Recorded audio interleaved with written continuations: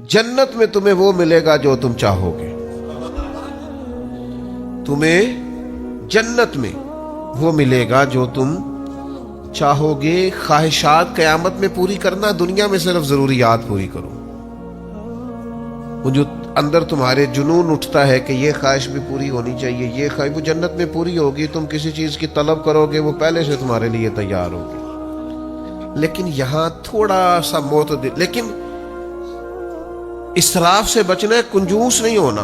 यानी जहां लगाने चाहिए वहां भी ना लगाना, ये कंजूसी है, ये बुखल है, इससे दीन मना करता है। लेकिन बिला वजह का इसराफ करना, देखिए कुरान मजीद कहता है कुलू वशरबू, खाओ पियो, वला तुसरिफू, इसराफ ना करो, फजूल खर्ची ना करो।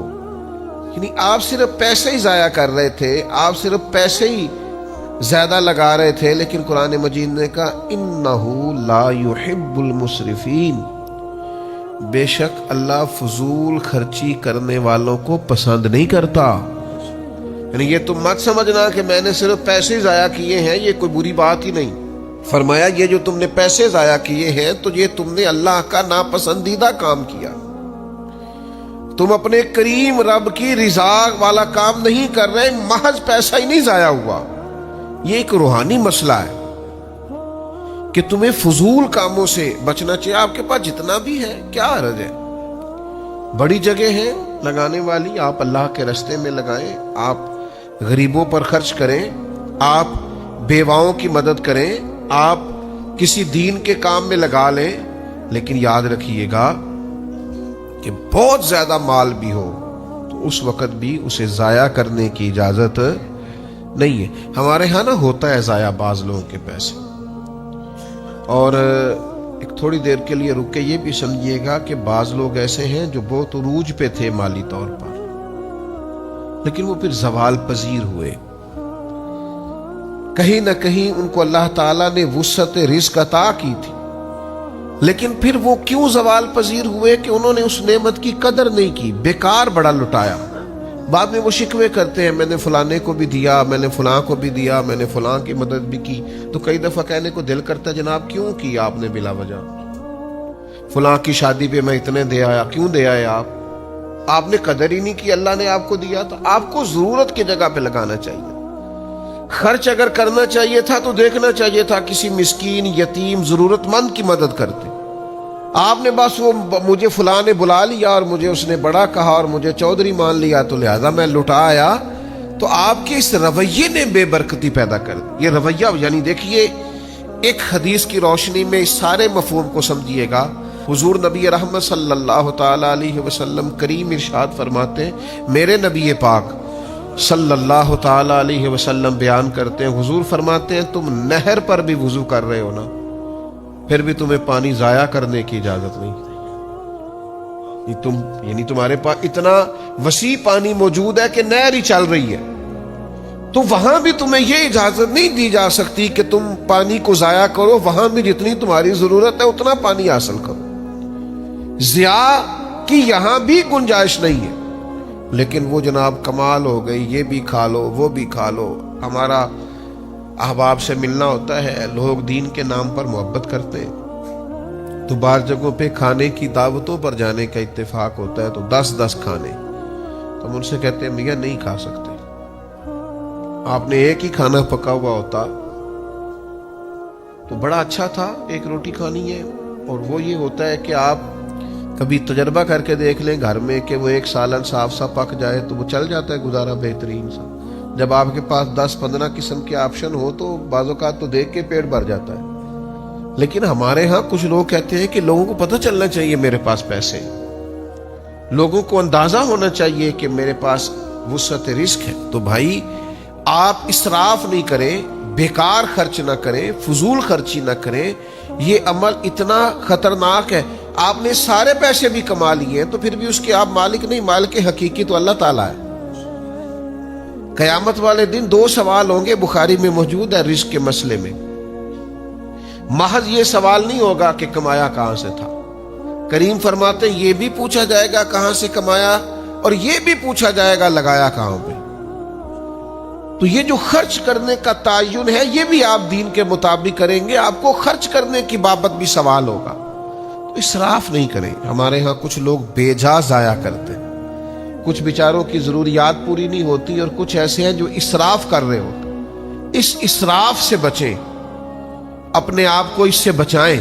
حضرت سلمان فارسی رضی اللہ تعالیٰ عنہ ارشاد فرماتے ہیں، حدیث کے راوی ہیں، ارشاد فرماتے ہیں، ابن ماجہ میں حدیث موجود ہے، آپ فرماتے ہیں کہ میں نے خود نبی پاک علیہ السلام سے سنا، حضور فرمانے لگے جو دنیا میں جتنا پیٹ بھر کے کھائے گا نا، قیامت والے دن اتنا ہی بھوکا رکھا جائے گا۔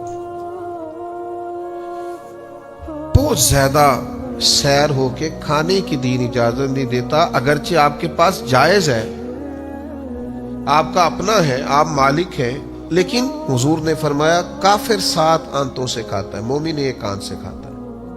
مومن کا کھانا ہی کم ہے، جتنی مرضی بھی پسندیدہ چیز اس کی ہو، وہ معتدل طریقے سے کھاتا ہے، وہ کھا کھا کے بیمار تھوڑی ہوگا۔ تو فرمایا کہ دنیا میں جو جتنا زیادہ پیٹ بھرے گا، صبح قیامت اتنا بھوکا رکھا جائے گا۔ تو میں عرض کروں گا آپ کی خدمت میں کہ کھانے میں اسراف سے بچا جائے۔ کچھ لوگوں کو بہت زیادہ شوق ہوتا ہے کھانے کا، بہت کھاتے ہیں، یعنی وہ ابھی ٹیبل پہ کھانا لگا ہوا ہے، صبح کا ناشتہ، اور وہ لطف اندوز ہو رہے ہیں، اسی ٹیبل پر وہ ڈسکس شروع کر دیتے ہیں کہ دوپہر کو کیا پکانا ہے، اور وہیں سے وہ کہہ دیتے ہیں کہ میں نے رات ہی کہہ دیا تھا قصاب سے، اور میں نے بہترین سا گوشت اس کو کہہ دیا ہے۔ بھئی اور بھی غم ہے زمانے میں محبت کے سوا، کھانے پینے کے لیے دنیا میں آئے، ایک چپاتی مل جائے، کوئی سادی سی گزارا ہو جائے گا۔ یہ کام نہیں ہے ہر وقت۔ یہ زبان کا ذائقہ ایسا ہے، آپ جس قدر زیادہ یہ لگا لیں گے لگ جائے گا۔ آپ ایک چیز کھائیں گے، دوسری کی یہ طلب کرے گا، تیسری کی طلب کرے گا۔ اس کو تو آپ نے خود روکنا ہے، اس کی قناعت آپ نے کرنی ہے۔ حضرت انس بن مالک رضی اللہ تعالیٰ عنہ بیان فرماتے ہیں کہ میرے نبی کریم صلی اللہ تعالیٰ علیہ وسلم نے ارشاد فرمایا، کریم فرمانے لگے جو چاہے طبیعت وہ کھا لینا، یہی تو فضول خرچی ہے۔ اس کو محبوب نے فضول خرچی اور اسراف کہا۔ جو آپ کی طبیعت میں آیا آپ کھا رہے، جو من میں آیا آپ کھا رہے، جو مزاج میں آیا آپ استعمال کر رہے، تو یہ درست نہیں ہے۔ پھر یہ کہ لباس کا بھی یہی معاملہ ہے، لباس ضرورت کے لیے ہوتا ہے، ستر پوشی کے لیے ہوتا ہے، وجود ڈھانپنے کے لیے ہوتا ہے۔ شریعت اسلامیہ میں لباس کے آداب میں سے ایک ادب یہ ہے کہ تھوڑا کھلا لباس پہنا جائے تاکہ سطر کو صحیح طور پر چھپائے۔ ایسا چست لباس جس سے جسم اور وجود کے حصے ظاہر ہوں، شریعت اسلامیہ محبوب نہیں رکھتی، پسند نہیں کرتی۔ تو لباس جسم چھپانے کے لیے ہوتا ہے، 5 7 10 جوڑے گرمی کے، اور اتنے اگر آپ کے پاس سردی کے ہیں تو یہ بہت زیادہ ہے، بہت کافی۔ لیکن ڈیزائن بدلتا ہے، یہ میرے دیکھتے دیکھتے ڈیزائن میں نے کئی بدلتے دیکھے۔ کبھی اونچے کرتے کا رواج آ جاتا ہے تو کبھی نیچے کرتے کا رواج آ جاتا ہے۔ مجھ سے ناراض نہ ہو جائے کہیں کچھ دوست، میں کیسا دستور زبان بندی ہے تیری محفل میں، بات کرنے کو ترستی ہے زبان میری۔ کئی دفعہ کچھ جملے آتے ہیں زبان پر تو اس لیے نہیں کہتے کہ یار یہ شاید شدت نہ ہو جائے کسی معاملے میں۔ یعنی یہ تنگ پانچوں کا پاجامے کا کچھ عرصہ پہلے رواج آیا تھا کہ تھوڑا سا نا پاجامہ، پہلے تو لوگ پینٹ کو جیبیں لگاتے تھے، پھر شلوار کو لگانے لگے اور اس کا پاجامہ بننے لگا۔ تو کئی سیانے بزرگ لوگوں نے بھی سلوا لیے، سمجھدار لوگوں نے وہ پاجامے سلوا لیے۔ تو ایک دوست سے تو میں نے عذرائے محبت پوچھا بھی، میں کہا کتوں بنوایا ہی؟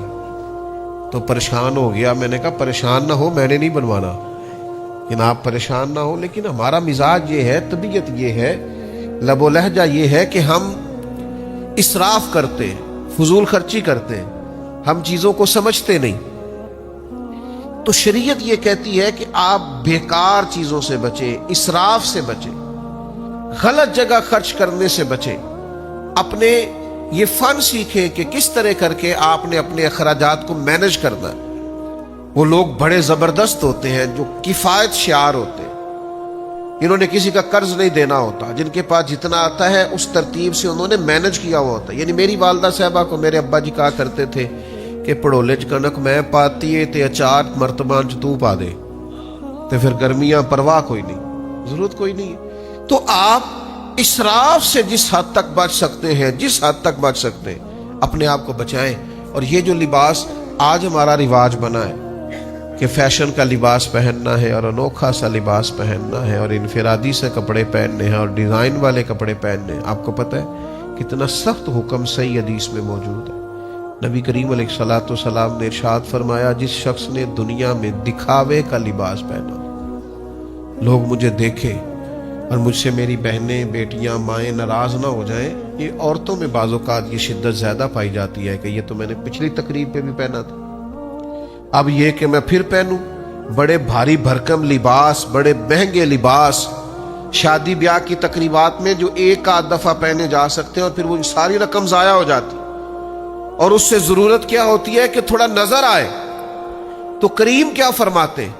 حضور فرمانے لگے کہ جس نے دنیا میں دکھاوے کا لباس پہنا، اللہ قیامت کے دن اسے ذلت کا لباس پہنا دے گا، رسوا کر دیا جائے گا۔ آپ عاجزی کا، انکساری کا، دیکھیے حضور سادہ لباس پہنتے، سادہ ہوتا لیکن بڑا ہی صاف ستھرا ہوتا، خوشبوؤں کے حلے آتے، نکھرا ہوا ہوتا۔ یعنی حضور نے پابند کیا اپنے غلاموں کے کہ جمعے والے دن کوئی بغیر غسل کے مسجد میں نہ آئے۔ آپ کا لباس اجلا ہو، ستھرا ہو، نکھرا ہو، خوبصورت ہو، لیکن یہ ضروری نہیں ہے کہ وہ بہت مہنگا ہو، اس میں بہت زیادہ وسعت پائی جائے اور بہت زیادہ وہ پیسوں کا ہو۔ آپ اس میں احتیاط کریں اور رزق کو ضائع ہونے سے بچائیں۔ حضور علیہ السلام گھر تشریف لائے تو ویسے بھی حضور علیہ السلام کے کاشانہ نور میں یہ پہلے سے طریقہ موجود تھا کہ مہینہ مہینہ تو چولہا ہی نہیں جلتا تھا، بس کھجور پانی پہ گزارا ہو گیا، اور کھانا اتنا ہی کھانا چاہیے جس سے کمر سیدھی ہو، بہت زیادہ کھا کے تو انسان بیمار ہو جاتا ہے۔ تو کریم گھر تشریف لائے تو ایک روٹی کا ٹکڑا چھوٹا سا کسی کونے میں زمین پہ پڑا تھا، اللہ کے محبوب علیہ السلام نے اسے اٹھا لیا اور پھر فرمایا، عائشہ اس رزق کی قدر کرو، یہ کسی گھر سے ناراض ہو جائے تو لوٹ کے نہیں آیا کرتا، یہ اللہ نے تمہیں دیا ہے، تمہارے گھر میں وسعت آئی ہے۔ یعنی اس گھر کی بات ہے جہاں مہینہ مہینہ چولہا نہیں جلتا، لیکن اب کس طرح سے رزق ضائع ہوتا ہے، کس طرح سے سرمایہ ضائع ہوتا ہے، کس طرح سے کچرے کے ڈھیر میں چیزیں ملتی، کس طرح سے ہم اپنی چیزوں کا خیال نہیں کرتے، احتیاط نہیں کرتے۔ تو جب آپ احتیاط کرتے ہیں، جب آپ کے رویے کے اندر تھوڑا سا اسراف سے بچنا ہوتا ہے، آپ کا طرز زندگی محتاط ہوتا ہے۔ زندگی میں سب سے زیادہ معزز وہ شخص ہوتا ہے جو قناعت پسند ہوتا ہے، جسے کسی کے سامنے ہاتھ نہیں پھیلانا پڑتا۔ یہ سب سے بڑی زندگی کے اندر وقار والی چیز ہے۔ اب دیکھیے نا مسند امام احمد بن حنبل میں یہ حدیث کیسے چمکتی ہے، اور اس کے لفظوں کا حسن اور حضور کے بتانے کی رانائی دیکھیے گا۔ ایک صحابی نے عرض کی، حضور عزت کیا ہے؟ فرمایا، رب نے جو تجھے دیا ہے اس پہ راضی ہو جا، اللہ عزت عطا کر دے گا۔ یا رسول اللہ صلی اللہ علیہ وسلم، ذلت کیا ہے؟ تو محبوب فرمانے لگے، لالچ نہ کرنا، ہرس نہ کرنا، کسی کے پیسوں کی طرف نہ دیکھنا، کسی کی جیب پر نظر نہ کرنا، ورنہ تو ذلیل ہو جائے گا۔ ہرس، ہوس، طمع یہ بندے کو رسوا کر دیتا، اور اللہ نے جو دیا ہے اس پر قناعت اختیار کرنا، اس میں اپنے اخراجات کو مینج کرنا، بغیر ہاتھ پھیلائے کفایت شعاری کے ساتھ اپنے معاملات زندگی کو چلانا، اللہ نے جو دیا ہے اس کے اندر رہ کے اپنا وقت گزارنا، یہ عزت والا معاملہ ہے۔ ہم شکوہ کر رہے ہوتے ہیں لوگوں کا، فلاں بڑا امیر ہے میرا بھائی پر میری طرف توجہ نہیں کرتا۔ او میرے بھائی، آپ کو اللہ تعالیٰ نے بڑی نعمتوں سے نوازا ہے، آپ نے دیکھا کیوں امیر بھائی کی طرف؟ فلاں رشتہ دار بڑا آگے نکل گیا، آپ کیوں شکوہ کر رہے ہیں اس کا؟ جو رازق اس کا ہے وہی آپ کا ہے۔ ہارون رشید حج کر کے آ رہے تھے تو اونٹنی کے دائیں بائیں آگے پیچھے لوگ نعرے لگا رہے ہیں، اور جناب کیا بات ہے، نفس نہ اس سے بڑی تسکین کشید کرتا، بڑا لطف لیتا ہے۔ تو وہ بڑا خوش تھا اور بڑا راضی تھا۔ آپ کو پتہ ہے ایسے ایسے کرنے میں، جلسوں میں، محفلوں میں بڑا مزہ آتا ہے کہ مطلب لوگ جو ہیں وہ میرے منتظر ہیں اور سینکڑوں لوگ بیٹھے ہیں کہ صاحب آ رہے ہیں۔ ہارون رشید بڑا خوش ہو رہا تھا تو ایک ٹیلے پہ، ایک ٹبے پہ حضرت بہلول دانا بیٹھے، کچھ چبا رہے تھے ہلکا ہلکا، تو ذرا سا دیکھا ہارون رشید کی طرف تو بڑا معنی خیز سا مسکرائے۔ تو بعض لوگ بعض اوقات ایسا مسکراتے ہیں کہ ان کی مسکراہٹ میں بڑے معنی اور مفاہیم پنہا ہوتے ہیں۔ پوچھنے کو دل کرتا ہے کہ جناب آپ بڑا مسکرائے، کیا مطلب؟ تو ہارون رشید تھوڑا سا آگے آ کے گھوڑے سے اتر گئے اور حضرت بہلول دانا کی خدمت میں حاضر ہوئے اور کہنے لگے کہ سچ بتائیے کیوں مسکرا رہے تھے؟ حضرت بہلول دانا کپڑے جھاڑ کے کھڑے ہو گئے، کہنے لگے مسکرا اس لیے رہا تھا کہ یہ جو تیرے نعرے لگا رہے ہیں نا، میں نے اپنی آنکھوں سے دیکھا ہے، یہ تجھ سے پہلے کسی اور کے بھی لگاتے تھے، تجھ سے پہلے اوروں کے نعرے لگاتے، میں نے ان سب کو دیکھا ہے، اور مجھے یہ بھی امید ہے کہ یہ تیرے بعد بھی کسی کے نعرے، تو کس بات پہ خوش ہو رہا ہے؟ یہ تو تلک الایام نداولھا بین الناس، اللہ لوگوں کے دن پھیر دیتا ہے، بدل دیتا ہے دنوں کو۔ تو یہ جو آج تیرے نعرے لگ رہے ہیں یہ کل کسی اور کے بھی لگیں گے۔ تو ہارون رشید کو بڑا اثر ہوا بات کا، سیانا بندہ تھا، بات سمجھ جانا بھی بڑا کمال ہوتا ہے، وہ بات کو سمجھ گیا۔ تو حضرت بہلول دانا کے پاس چند گھڑیاں بیٹھ گیا، تو پھر جو مزاج ہوتا ہے بڑے لوگوں کا، اسی مزاج میں وہ گفتگو کرنے لگا، کہنے لگا مجھے کسی نے بتایا تھا آپ پہ تھوڑا سا قرض ہے، تو میرے لیے ایک حکم ہوا تو مجھے بتائیے گا۔ تو حضرت بہلول دانا پھر مسکرائے، کہا آپ کیوں مسکرائے ہیں؟ تو کہنے لگے ایک بات تو بتا، تیرا رب کون ہے؟ تیرا رب کون ہے؟ ہارون رشید کہنے لگے اللہ۔ تو فرمایا میرا کون ہے؟ کہا اللہ۔ تو پھر کپڑے جھاڑے اور بڑی ہی بے نیازی کے ساتھ ٹیلے سے نیچے اترے، کہنے لگے جا اپنا کام کر، یہ تو نہیں نہ ہو سکتا کہ اللہ ہارون رشید کو تو دیتا جائے اور بہلول دانا کو بھول ہی جائے۔ میرے رب کو پتا ہے کسے کیا چاہیے، لہٰذا میرے مالک نے جو دیا ہے اس پر راضی ہوں، میں تجھے اپنے دکھ کیوں بتاؤں؟ میرے پاس مصلح ہے، میرے پاس دعا کا رشتہ ہے۔ آج شام دنیا سوئے گی تو ساون کی کالی راتوں میں جب بوندا باندی ہوتی ہے، وہ راتوں کو اٹھ اٹھ روتے ہیں جب خلقت ساری سوتی ہے۔ تو آج ہی کہہ لینا ہے، میں نے اپنے رب سے کہہ لینا ہے، رات پوے تے بے دردانو نیند پیاری آوے، درد مندانو یاد سجن دی ستیاں بھی آن جگاوے، والذین یبیتون لربہم سجدا وقیاما۔ رب کے بندے راتیں مصلے پہ گزارتے ہیں سجدے کرتے ہوئے اور قیام کرتے ہوئے، اور حضور نے فرمایا ہے، یہ ترمذی میں موجود ہے، اللہ کے محبوب فرماتے ہیں دنیا داروں کو دکھ نہ بتانا، اللہ تمہیں کبھی غنی نہیں کرے گا، بالکل لوگوں کو نہ بتانا یہ مجبوری ہے، یہ آزمائش ہے، اس لیے کہ وہ تیرے ساتھ چلے، رو کے درد سے عج سے مالداروں اور دنیا داروں کو دکھ نہ بتانا، دکھ اپنے رب کریم کے حضور عرض کرنا، جلدی کرے یا دیر سے کرے تمہیں لوگوں سے بے نیاز کر دے گا، تمہیں لوگوں کی ضرورت نہیں رہے گی، مالک اپنے خزانوں سے عطا کرے گا۔ تو ایک تو اسراف نہ کرے، فضول خرچی نہ کرے جو اللہ نے دیا ہے۔ شیخ یحییٰ بن معین حضرت عبداللہ ابن مسعود رضی اللہ تعالیٰ عنہ صحابی رسول ہیں اور قرآن مجید کے بڑے زبردست عالم ہیں، ان کا ایک قول نقل کرتے ہیں، بڑا زبردست ہے، اس کو آپ نے یاد رکھنا۔ حضرت عبداللہ ابن مسعود رضی اللہ تعالیٰ عنہ فرماتے ہیں کہ ایک دفعہ زندگی میں ترقی کا موقع اللہ تعالیٰ ہر شخص کو عطا کرتا ہے، اس کے رزق میں وسعت پیدا کرتا ہے، اس کو آگے بڑھنے کا موقع عطا کرتا ہے، اور ہر شخص کے لیے۔ کچھ لوگ اس موقع سے نفع اٹھاتے ہیں، فائدہ اٹھاتے ہیں، اپنے رب کی اس رحمت کی طرف بڑھتے ہیں، کچھ ضائع کر دیتے ہیں، مال آیا ضائع کر دیا، بیکار لٹا دیا، ادھر ادھر ضائع کر دیا، انہوں نے چیزوں کو سمجھا ہی نہیں، غور ہی نہیں کیا۔ اور کچھ لوگ بڑے سمجھدار ہوتے ہیں، وہ اپنے ان احوال سے چیزوں سے سیکھتے ہیں، سمجھتے ہیں، غور کرتے ہیں۔ یعنی پورے علاقے میں قحط آیا تھا اور سمجھدار لوگ بتا رہے تھے کہ یہ قحط بڑھتا جا رہا ہے، حالات پتہ نہیں کس طرح کے ہوں گے، لیکن باقی سب نے غور نہیں کیا۔ جناب یوسف علیہ السلام سمجھ گئے، انہوں نے گندم جمع کر لی، اور آپ قرآن مجید میں سورہ یوسف کو کھول کر کے دیکھیے، آپ حیران ہوں گے کہ اتنی گندم انہوں نے جمع کی اور اس خوبصورتی سے جمع کی کہ نہ صرف یہ کہ ان کے اپنے مصر کے علاقے کی ضروریات پوری ہوئی، بلکہ باہر سے بھی لوگ آئے اور اسی موقع پر وہ بھائی بھی آئے حضرت یوسف نے نا، بھائی بڑے پیارے ہوتے ہیں. میں نے پہلے بھی عرض کیا تھا، بندہ اپنی فیملی کے اندر اور اپنے بال بچوں کے اندر بھائیوں کی غیبتیں شیبتیں دو چار کر بیٹھتا ہے تو وہ بچے پکے ہو جاتے ہیں کہ ہمارا چاچا بندہ ٹھیک نہیں. یہ آپ اپنے بچوں کو مطمئن کرتے ہیں. تو جناب یوسف کے بھائی بھی اس موقع پر آئے تو اندر طلب تو تھی نا.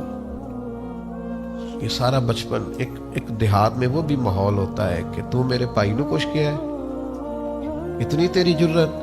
پتہ نہیں اس دنیا میں کیا ظلم ہے کہ جس بھائی کی خاطر لوگ اسلحہ اٹھاتے ہیں کہ تو میرے بھائی نو کچھ کیا ہے، پھر چند پیسوں کے لیے اسی بھائی پر اسلحہ اٹھا لیتے ہیں. کیا اس دولت کے اندر طوفان ہے اور کس قسم کے مسائل ہیں. تو جناب یوسف نے بھی چوکیاں لگوا دی تھی، چاروں جانب لوگ کھڑے کر دیے تھے، فوج تھی، پولیس تھی، لوگ تعینات تھے. فرمایا جو بندہ بھی گندم لینے آئے پہلے پوچھو کیا لینے آیا ہے، پھر پوچھو کیا لے کے آیا ہے، سونا لے کے آیا ہے، چاندی لے کے آیا ہے، کیش لے کے آیا ہے. پہلے پوچھ لو پھر اندر لانا، پھر ہم اس ترتیب سے لوگوں کو گندم بیچیں گے. سب کے بارے میں کہا، لیکن کنان سے بھائیوں نے آنا تھا نا. تو فرمانے لگے جب کنان سے لوگ آئے نا، یہ سب چوکیوں پہ ہدایت تھی. فرمایا جب کنان سے کوئی آئے نا تو یہ تو پوچھ لینا کیا لینے آئے ہیں، یہ مت پوچھنا کیا لے کے آئے. ان کا پردہ رکھا بھائیوں کا. علامہ اسماعیل حقی نے بڑا خوبصورت یہاں اپنی تفسیر روح البیان میں نقطہ لکھا ہے. فرماتے ہیں دیکھ لو قبر میں رب نے بھی پردہ رکھا ہے. یہ نہیں پوچھا نمازیں کتنی لایا ہے، یہ نہیں پوچھا حج کتنے کیے. میں اتنا پوچھا تو اللہ کو جانتا ہے، من ربو کا. میں اتنا پوچھا تو رسول کائنات کو جانتا ہے. میں اتنا پوچھا تیرا دین کیا ہے. باقی پردہ رکھا ہے، کیا لے کے آیا ہے، دامن میں کیا یہ پردہ رکھا ہے. فرمایا ان سوالوں میں کامیاب ہو جائے تو جنت کا دروازہ کھول دینا اس بندے کے لیے. تو جو عرض کرنا چاہتا ہوں وہ یہ ہے کہ اسراف سے بچیں، قناعت پسند زندگی گزاریں. ہاتھ پھیلانا بڑی رسوائی ہے. نبی کریم صلی اللہ تعالی علیہ وسلم نے اپنی امت کے لیے جو بات بڑی ناپسند کی ہے وہ ہاتھ پھیلانا. قناعت والی زندگی گزاریں. کشکول طلب روز پھیلائیں پر اللہ کے سامنے، روز مانگے پر رب رسول کی بارگاہ میں. لیکن یہ چھوٹی چھوٹی خواہشات لوگوں کے سامنے بیان کرنا، چھوٹی چھوٹی چیزوں پر توجہ کرنا، تھوڑی بے نیاز سی زندگی ہو، تھوڑا کفایت شیاری والا معاملہ ہو. حضرت حکیم بن حزام رضی اللہ تعالیٰ عنہ بیان کرتے ہیں اور صحیح بخاری میں موجود ہے. فرماتے ہیں باقاعدہ ہمارے ہاتھ پہ ہاتھ رکھ کے حضور نے بیعت لی تھی. ایک تو بیعت اسلام پہلے ہو چکی، بیعت جہاد پہلے ہو چکی، لیکن دوبارہ ہاتھوں میں ہاتھ لے کے بیعت کی اور ارشاد فرمایا میرے ہاتھ پر بیعت کرو کہ تم کسی دنیا دار کے سامنے ہاتھ نہیں پھیلاؤ گے. باقاعدہ بیعت کرو. ذرا سی بات پہ اپنا وقار کھو بیٹھنا، ذرا سی بات پہ سوالی بن جانا، ذرا سی بات پہ عاجزی دکھانا، مسکین بننا. 2000 دینار کا جوڑا پہن کے حضرت غوث اعظم جمعہ پڑھاتے تھے شیخ عبد القادر. 2000 دینار کا. تو اہلیہ کہتی تھی حضرت شام کا تو کھانا کوئی نہیں گھر میں. فرمانے لگے یہ لباس اس لیے پہنتا ہوں کہ کوئی مجھے سوالی نہ سمجھے، کوئی یہ نہ کہے کہ ہمارے شیخ کو ضرورت ہے تو میں تھوڑا ان کے گھر میں لنگر پہنچاؤں. یہ لباس اس لیے پہنتا ہوں کہ میرا اور میرے رب کا راز قائم رہے. حضرت حکیم بن حزام فرماتے کہ بیعت لی سرکار نے اور فرمایا یہاں میرے ہاتھ پر بیعت کرو کہ تم کسی کے سامنے سوال قربان جائے. 80 سال سے زیادہ عمر ہو گئی تھی حضرت حکیم بن حزام. گھوڑے پہ بیٹھے ہوتے تھے، ہاتھ سے درہ گر گیا، خادم قریب کھڑا تھا، غلام قریب کھڑا تھا، اسے نہیں کہا کہ میرا درہ پکڑا دے. گھوڑے سے نیچے اترے، پھر درہ اٹھایا، دوبارہ گھوڑے پہ سوار ہونے لگے تو بڑھاپا تھا، کچھ تکلیف ہوئی، ذرا مشکل سے چڑھے. تو خادم کہنے لگا حضور اتنے سے کام کے لیے اترے تھے تو مجھے بتا دیتے، میں پکڑا دیتا. تو آنکھوں میں آنسو چمک آئے. فرمانے لگے کیسے بتا دیتا؟ اپنے نبی سے وعدہ کیا ہے کسی کے سامنے ہاتھ نہیں پھیلاؤں گا، کسی سے سوال نہیں کروں گا، جو خود کر سکتا ہوں وہ کسی سے کہوں گا. میرے بھائیوں، میرے بزرگوں، زندگی میں اسراف سے بچ کر قناعت پسندی یہ بہت بڑی خودداری. آپ وزادار ہو، اس میں بڑا کمال ہے. آپ کے لب و لہجے میں استغنا ہو، لاپرواہی ہو، یہ بہت بڑی نعمت. یعنی صحابہ آئے ہجرت کر کے مکہ مکرمہ سے مدینہ طیبہ، تو سب کو حضور نے بھائی بھائی بنایا، اور اتنی بڑی مثال پورے عالم انسانیت میں گئی کہ لوگوں نے اپنے چلتے کاروبار بھی آدھے کر کے اپنے بھائیوں کو دے دیے.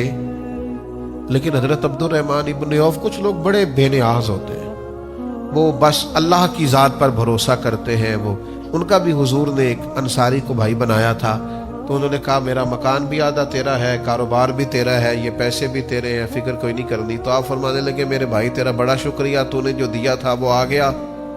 مجھے ایک رات ہو گئی ہے مدینے آئے ہوئے، مجھے منڈی کا رستہ بتاؤ، یہاں تجارتی منڈی کہاں ہے؟ میں انشاءاللہ صبح جاؤں گا اور جا کے محنت کروں گا، اور میرا رب فضل فرمائے گا اور مجھے اپنے کرم سے، اپنی رحمت سے رزق عطا کرے گا. میری خواہش یہ ہے کہ مجھے اللہ دے اور میں تیرے ساتھ بھی کوئی خدمت کرنے والا بنوں. تو قوت بازو پر وہ ہمارے نوجوان اللہ فضل کرے. میرا تو چھوٹا سا تجربہ یہی ہے، میں جس سے پوچھتا ہوں آپ کیا کرتے ہیں، کہتے ہیں میں نے کاغذ جمع کرائے ہیں، باہر جانا ہے. تو بھئی جب باہر جائیں گے تو چلے جانا، ابھی تو یہاں ہے نا، یہاں تو کچھ کریں. ایک ہی پیشہ برا ہے، کسی کے سامنے ہاتھ پھیلانا. باقی جو ریڑھی لگاتا ہے بڑا عزت والا آدمی، جو صبح جھاڑو دے کے رزق کماتا ہے، اس کی بڑی بات ہے. اور اقبال کہتے ہیں غیرت ہے بڑی چیز جہانے تگ و دو میں، پہناتی ہے یہ فقر کو تاج سر دارا، اور گردن کو جھکا دیتا ہے خیرات کا پتھر. جہاں میں مانگنے والوں کے سر کبھی اونچے نہیں ہوتے. میرے عزیز آپ یہاں ہیں تو محنت کریں، اپنی مٹی پہ چلنے کا سلیقہ سیکھو. سنگ مرمر پہ چلو گے تو پھسل جاؤ.